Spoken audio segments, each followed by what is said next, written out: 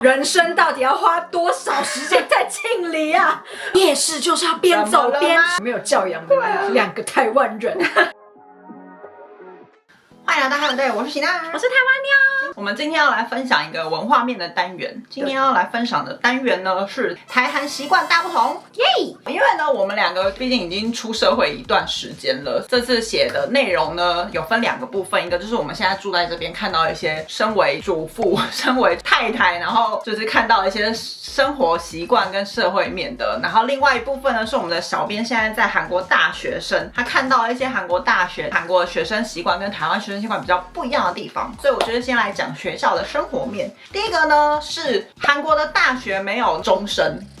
没有下课上课钟声，我们以前大学有啊，就是教授讲到一半，哒哒哒，然后大家就开始收书包，收书这样子。那他们怎么知道下课了没？他们就是教授会自己计算一个时间，教授讲到这边，他就说哦，那我们今天课就上到这里这样子。那这样怎么知道上课有没有迟到？他们会有固定的那个会有固定的时间表，可是没有说一定这个时间钟声结束了就要下课，或者是钟声之前还在上课等等的。这倒是啦，的确我在汉阳大念语学堂的时候，我的确没有听到过钟声。语学堂好像没有在首尔大学的时候。对，的确没有听到。还是会有时间表啊，一定会有时间表，不然教授上10分钟手白，怎么可能？钱很好赚。对啊，教授钱超好赚。但没有钟声，这也还真的蛮妙的。但我有点忘记我们以前大学钟声是什么声音耶。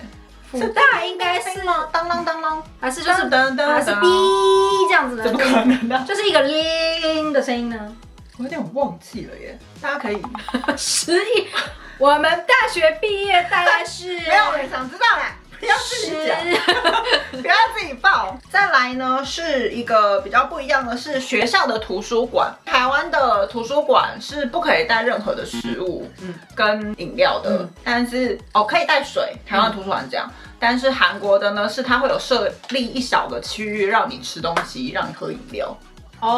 在图书馆里面，可能方便你待在那一整天。对啊，我觉得这是跟念书风气有关的，因为韩国人就是很爱往图书馆跑啊，就是韩国的大学生他们是真的是在认真念书的。不要这样，人家台大的学生也是认真念书。好啦，可能我以前大学比较混一点，我辅大比较没有那么。我大概就是进出图书馆5根手指头数得出来吧。我没有习惯在图书馆念书。你大学有在念书吗？不要追，也是有，好不好？但是就是考试前会 K 一下，对，但是不会很常跑图书馆啊，说真的。对，除非真的要找那个写报告、找资料的时候会，不大会把图书馆当 K 书中心。对。但是韩国好像还蛮盛行在图书馆念书这件事情。欧美国家好像，而且很多韩剧都有演啊，这在大学生有一些小恋曲。在那个图书馆里面传纸条，对，所以就是韩国图书馆蛮妙，有设定一个。错过我们就是没有去图书馆跟人家传纸条，真的。再来呢是一个，应该我们俩都知道啦，就是韩国的大学生男生，他们念完大1、大2就会去当兵。对，翠郎也是吗？对，我老公也是，他好像大1吧，然后就去当兵，当2年回来。这件事情超妙，他们中间会去当兵，跟中间会出国1年语言交换。是哦，这个我不知道。可都是在大学中间。对，我觉得很妙，就是他们可能觉得大学毕业了就是要好好认真工作。对，所以他们会在大学的时间，比如说像当兵也是在大学中间突然去当兵。语言交换，他们很喜欢去什么菲律宾啊什么之类的，念1年的那种研修，他们叫语言研修，也是在大学中间。对啊，韩国很妙像我们就是大1的同学就会到大4都还是同学。对啊，他们好像比较不会。对啊，然后我就问我老公说，那所以你的同一批大1进去的同学都不会是你未来的同学？然后他就说不是，男生都会是，因为男生都大概同一个时间去当了2年兵，然后回来就全部同一批人。也是但是女生全部都变湖北了，就是变学妹了。对，这还蛮妙的。女生变松北吧，女生就上去啦。我是说他同班的同学，同班的女生啊，所以女生就会全部叫我爸啊。就是叫他们班男生，同班的同学就会都变他比他小的啦。对啊，这时候就是吃嫩草的时候。对。dirty。所以他们都急着要去当兵，开始乱讲有没有？急着要去当兵了。乱讲了。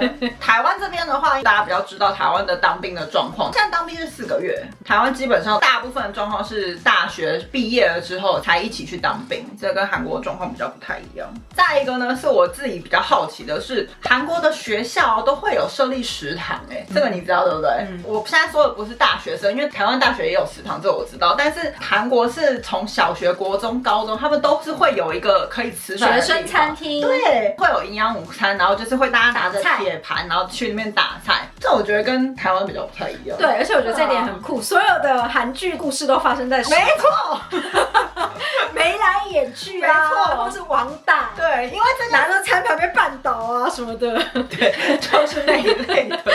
通常韩国这边是这样，如果像是年级比较多的，可能小学生啊，他们是会分年级不同的时间去食堂里面吃饭。哦，对对对，可能1年级会是这个时间，然后过了15分钟、20分钟换2年级这样。所以高年级没有办法欺负到，也是啦，不然餐厅不然人太多了啊，对对啊，对啊，之前在跟小哥聊这件事，他就说。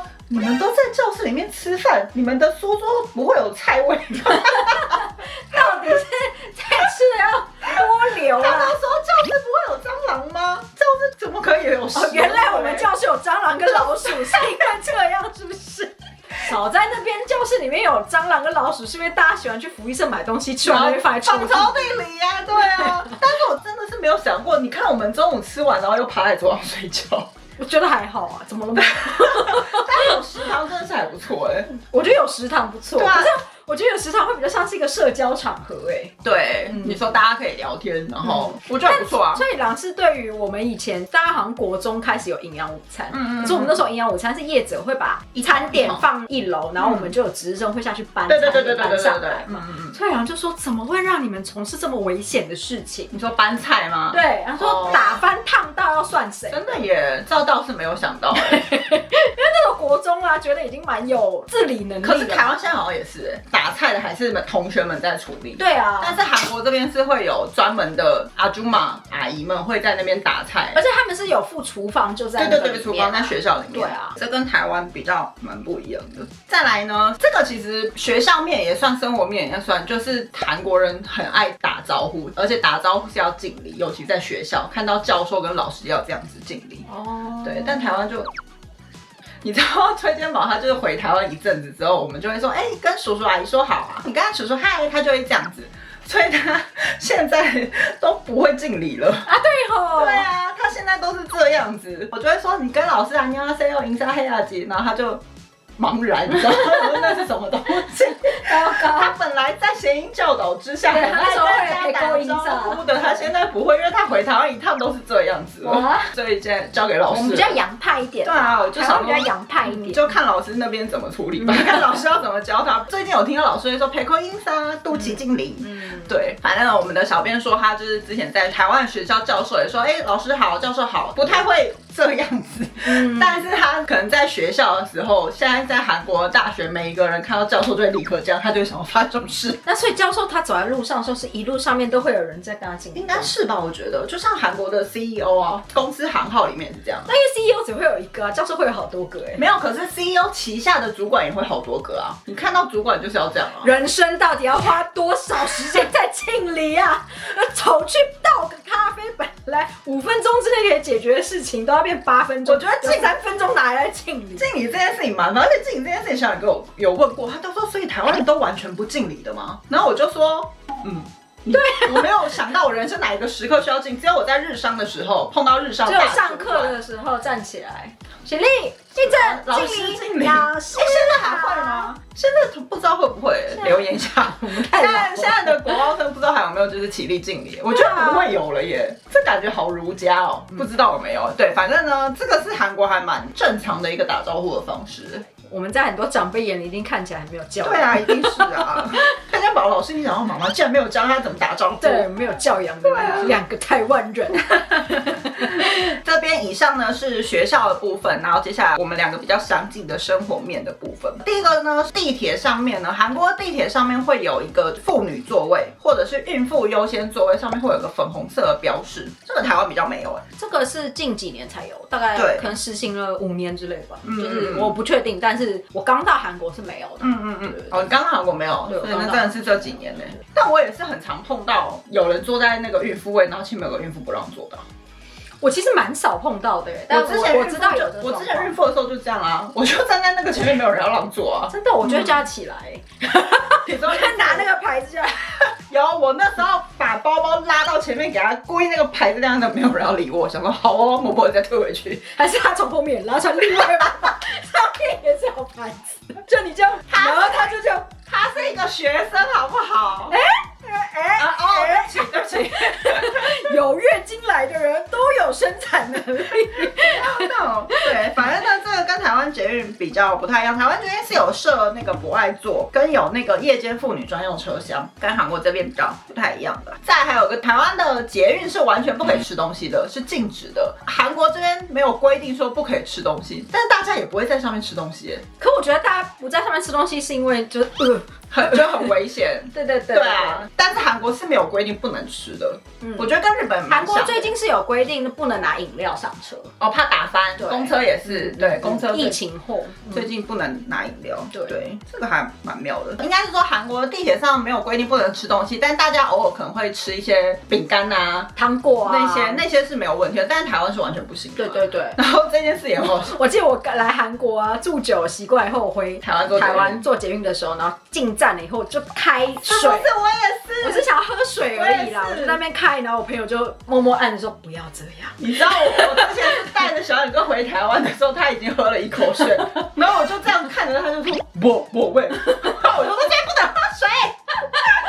真的是忘记了，想说我喝个水怎么了？对，因为吃东西我们也不大会啦，可是喝真的比较难。对啊，反正就是蛮不一样的。再来呢，是我们之前还蛮常提到的是韩国的用卫生纸的习惯，韩国都是用卷筒卫生纸比较多，对，不太用抽取式卫生纸。这我们之前有一集 podcast 也有聊到。对，最近我在 Facebook 上有发一篇文。对，我这边有查到一下，比价一下那个韩国的卫生纸的价格。卷筒的卫生纸呢，平均一卷是台币10块。抽取式卫生纸呢，这个很妙，抽取式卫生纸韩国是叫美容卫生纸，对，迷用 tissue， 所以意思是怎样？是化妆的时候才能用，比较柔软。对，一包的价格平均大概是37块台币，所以其实大概差了3倍的价格啦。那大家当然一定就是买那个卷筒卫生纸。没错，台湾这边的抽取式卫生纸跟卷筒卫生纸也是有差，可是差价没有那么大，所以大家还是用抽取式卫生纸比较多嘛。台湾这边，然后台湾还有一种叫平板式卫生纸。那是什么？它的卫生纸是这样平的。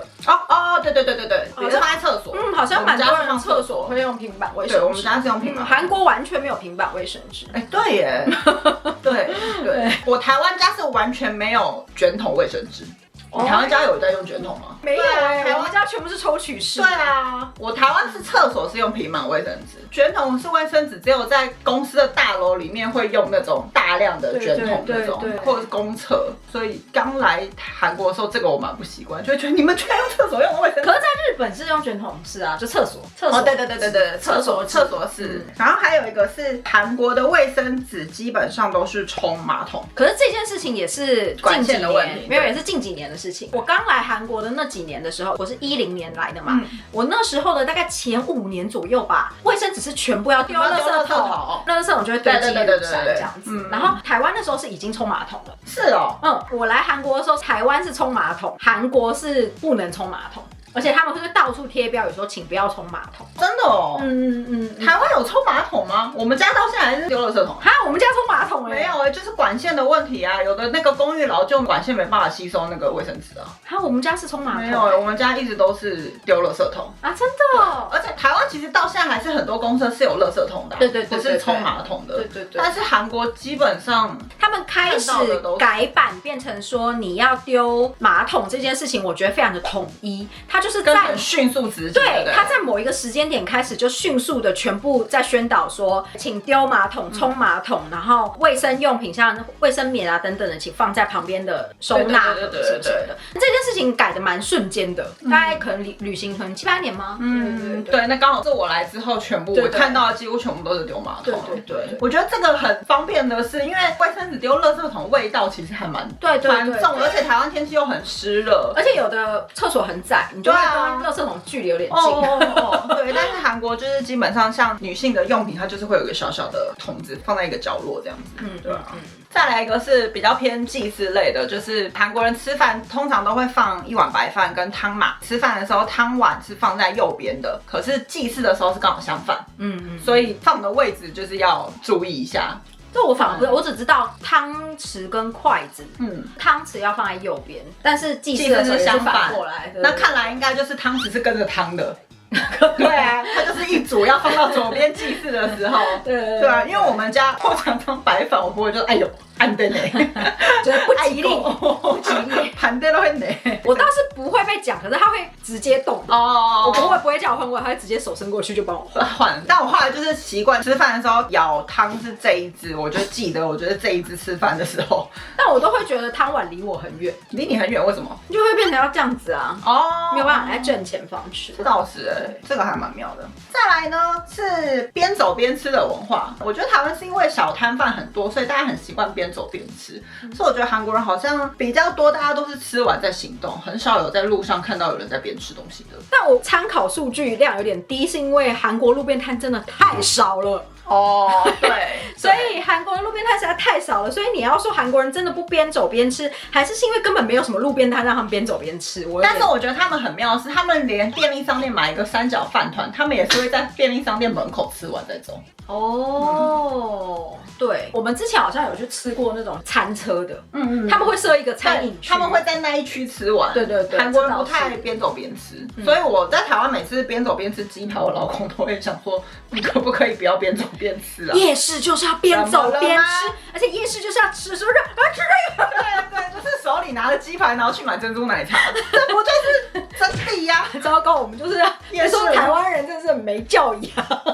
而且我觉得这个很明显，除了韩国，在日本也是。日本超严重，日本真的不边走，而且日本他们就是在那个摊贩的旁边。对，你去那个元素，你吃可丽饼就知道啊。对，唯一缺人在吃可丽饼。没错，对啊，你要找个位置吃还很困难。真的，我那时候去日本，我想哇，大家真的是完全没有边走边吃的人。台湾人绝对是拎着可丽饼边走。对呀，没错。再来呢，是之前你有好像粉丝好像发过文，大毛巾、小毛巾这件事情。我也是来韩国之后，我们家厕所的柜子就会有一大叠的小毛巾。然后我老公就早上洗晚上洗嘛，他就一天会弄掉2条，但我就是习惯就是用大条毛巾擦身体。但我婆家也是全部都是用小毛巾。这你婆家是怎样？我们家也全部都小毛巾，我家也是小毛巾，所以呢，就是大家都是用小毛巾啊。我那次发这个文比较有争议的是，好像有的台湾人会在蒸的地方小毛巾比较干净，是用完以后可以立即洗。因为我台湾的家里是大小毛巾会有一组，然后呢用完就丢洗衣篮。但是台湾人有的是他那个毛巾用完以后是挂在那里把它晾干。我是这样啊。对，隔天会再用这样子。对，所以就会有人讲说小毛巾比较卫生这件事情。没有，这就是个人习惯问题。对，我觉得那个人习惯，因为有的家庭会大毛巾，可是一人一条。对，然后你那条你就自己管理，因为有些人觉得洗完澡身体是干净的。对啊。可是我们家也是大毛巾，可是每天洗啊。对啊，但不管卫生问题，大毛巾是比较好擦，而且女生长头发，小毛巾大家擦到何时啊？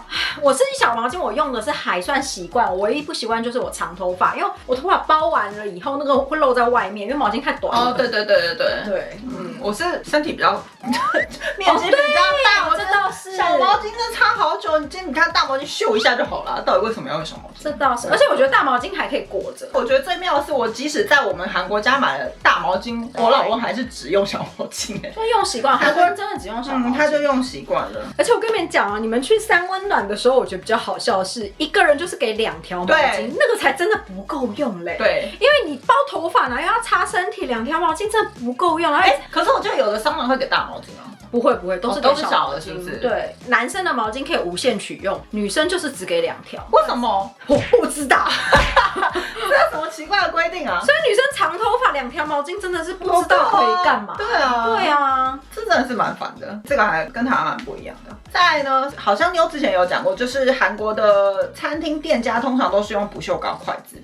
对，台湾不一定啦，台湾有的用免洗筷，有的会用木头或者是塑胶筷，但韩国基本上都是用不锈钢筷子。跟韩国的餐厅呢，就是大家如果有吃过的话，他们的白饭都是会先放在一个不锈钢碗里面，叫要白饭的时候，他就会给你那个附一个盖子这样子白饭给你，就是用不锈钢的。而且他们是早上全部把米饭都盛好了，所有的不锈钢啪啪啪啪啪全部放在一个保温箱里面，所以是直接从里面拿一盒一盒的出来。你知道这个事情，我之前有看过一本书，它有写到，因为我就是太好奇到底为什么大家都是要先把饭盛好，是因为那时候韩国战后的时候粮食没有那么的稳定，韩国政府就要设定一个方法，让大家可以衡量米饭发放的基准，然后他们就查到说那时候普遍民间都开始使用不锈钢这个器具，就想说餐厅有的会使用不锈钢装白饭，那不然我们就把这个不锈钢碗设成是每一个餐厅它发放给1碗的那个基准，然后就一直沿用到现在了。